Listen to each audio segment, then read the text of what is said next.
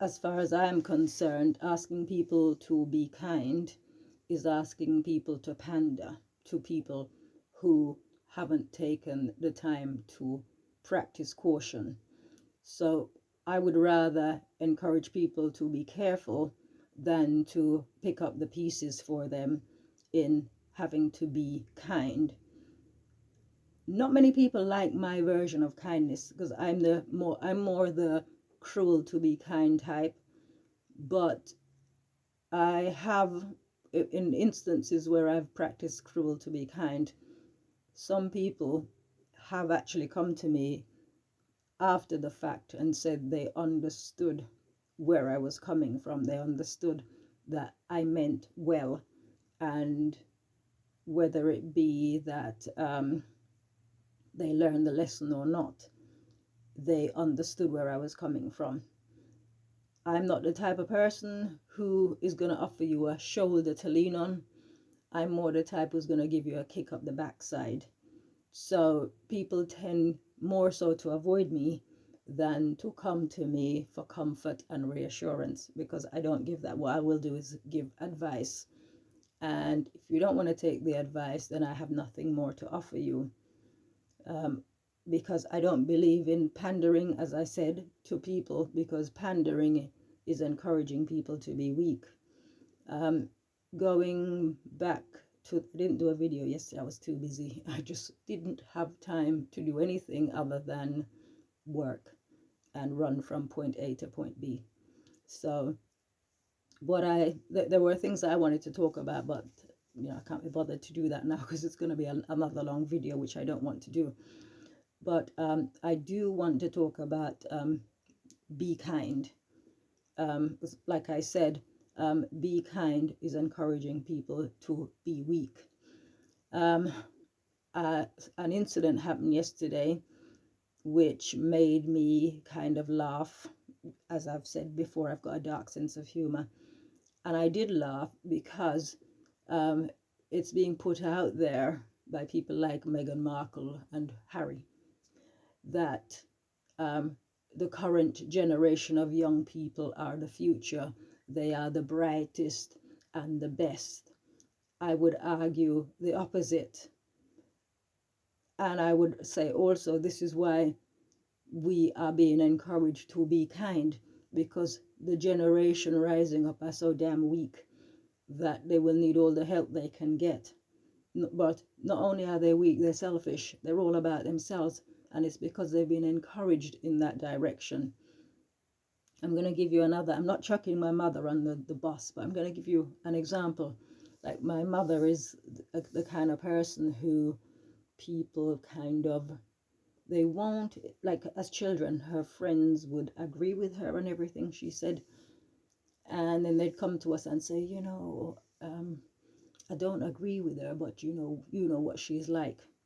And even as children, as teenagers, we used to mock them. We used to mock people who they have one opinion, but they express another, because in doing that, if you don't speak the truth and speak it well, and if you disagree with someone, you tell them to their face that actually you're wrong, then you're encouraging them. And this is what is happening with this rising generation.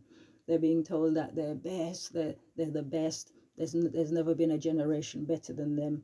And to be honest, maybe I generalize, but to me they're useless. And the future's coming, and it will be interesting to see what the future outcome will be. So anyway, going back to my mother, she, gosh, I think we've been in contact now for 3 weeks, and she's behaving in a completely different manner to how she normally behaves to the rest of the siblings. Because she's never been able to have that kind of power and control over me, because I'm not that type of person. At no age was I passive. So now, there was at one time, like, she doesn't speak to my brother, and they haven't spoken for more than 10 years. Or, yeah, more than 10 years. And I'm aware, I heard, he tried to get in contact with her to, build the bridge. and her response was to send him a nasty letter, and she was going to get my sister, the one who's currently ill, to send it to him, but she refused. She wanted her to post it. Now, when I heard that, I said, if it had been me and she tried to get me to send that letter, I would have ripped strips of her. That would not have happened. So, given the fact that we communicate on a daily basis, because I give her reports on how my sister's doing, she is a completely different person. The reason being, she's marching to my tune. Because if you're dealing with me and your attitude is wrong, you're gonna fix it, or you're not gonna deal with me at all. But she's in a position where she needs to deal with me, so she's got a completely different attitude. I'm going to briefly read something from the book. And this is, again, you've got to think this was written 20 years ago and published 18 years ago. And this is to do with, I used to work with a man, and he was really vile. It was just filthiness used to come out of his mouth. And for some reason, I don't know why, he just took to me. He always wanted to, in the workplace, he wanted to come and talk to me. But eventually, I never kind of leaned towards anything he was saying. I would just express my thoughts to him, and I would tell him he's vile. Whatever I was thinking, I would say it to him. And he got an honorable mention in the book. Just saying that when you're around people, if the stronger character wins. So if you're around people and they're weak-minded, and you have low standards, for example, you will succeed in dragging them your way because they're too weak or unwilling to resist you. If you've got strong character traits, if you've got principles, they will either come towards you or they're going to run away. They will run away if they cannot match your standards. And people are going to think you're so wonderful, you think you're so fantastic in me saying this. But people tend to run away from me because they cannot match my standards. And I've always banged on. I talk about this in the book, about having, building the different aspects of your being. Healthy mind, healthy body, healthy spirit. The strongest character wins. So eventually what happened with this guy, he used to come to me and the conversations used to change. Gradually it changed. He sort of like wanted to understand a little bit about my beliefs and why I believe what I believe and why I do things the way that I do them. And I mean, this guy, he was an older person. He was old enough to be my father, but he acted like he was a young man. When I say young man, sort of like, like a ladies' man, and wanting to tell me about his exploits and all of that. And then one day he didn't show up at work, and it turned out that because he used to say, oh, I do this, I do that. I'm not going to say what he did, but he would like, oh, I do this, and I'm all right. Nothing happens to me. And then when he came back no, I visited him in the hospital, actually. And then when he came back to work, he was like a changed person. He was saying, oh, no, you've got to look after your health. You've got to do this. You've got to do that. Whereas before that, he was not concerned in the least. He was, oh, no, I can do what I like. I'm all right. But as soon as he had a health scare, it was like he had a road to Damascus. So I'm going to just quickly read this, and then I'm going to wind up there. But my bottom line is that I don't believe that this drive to be kind to people who are fragile, I don't believe that's the way forward for society, because it's just going to encourage more and more weak people. I believe it's more important to encourage people to be careful. Be careful what you do, because again, consequences are going to come and somebody's going to have to pick them up. So for example, if you wreck your health, somebody's going to have to look after you. You're going to be a burden to somebody potentially. So just be careful, because you may not have anybody who gives a damn about you, and then you are going to be left languishing. So anyways, I'll just quickly read this. So it reads, knowing what I know, I can safely say that if we really want to be better people inwardly, then we must associate with those who are. It is possible to recognize a good quality in someone and learn it. We can see someone acting out of kindness and be inspired to do the same. Kindness takes many different forms that we at some point have already experienced. We have the basic understanding to know when a person is being kind and to know when they are not. Even a child understands that, and that is the truth. It is our basic understanding that grows and continues to grow. We all know basic good qualities, but as we grow in understanding, we are then able to detect higher qualities, more sophisticated qualities. Sticking with people who are not in a hurry to develop their understanding stops our growth.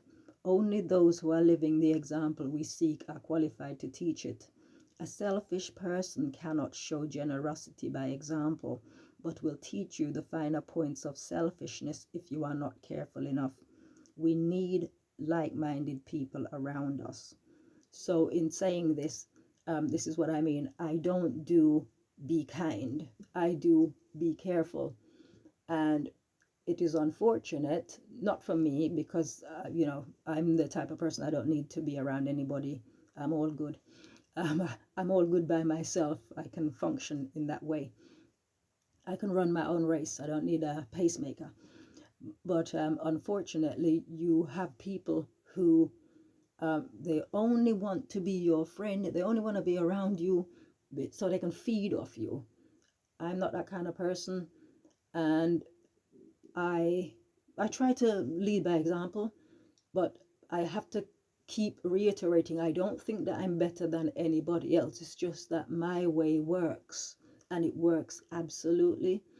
And anybody who finds themselves dealing with me, they have to yield to, they have to conform to the way that I do things. Otherwise, it's the high road. And what usually happens is when people cannot keep up, with my standard, they don't just disappear from my life or stop communicating with me or stop dealing with me. They tend to end up resenting me also. Resentment, your resentment doesn't impact on me. It doesn't impact on anyone else when we have negative feelings towards other people. It just eats us up. So just with my mother, for example, she has got some fantastic qualities as a human being, but unfortunately, because people have pandered to her, these qualities have sort of laid dormant for a long time. So it's good to see some of them coming out. She sent my sister a really nice get well soon card. It arrived yesterday when I got back, and I read it to her and put it somewhere nice so she can look at it. I put it in her bedroom so she can look at it when she wakes up first thing in the morning, because it is a really nice card. It's got a nice message on it. And so we really can make a difference to people, even if we have to drag them kicking and screaming. But we must not pander. I don't have any more to say. It's just pandering doesn't do anybody any favors. I just think we should try and drag people up where we can.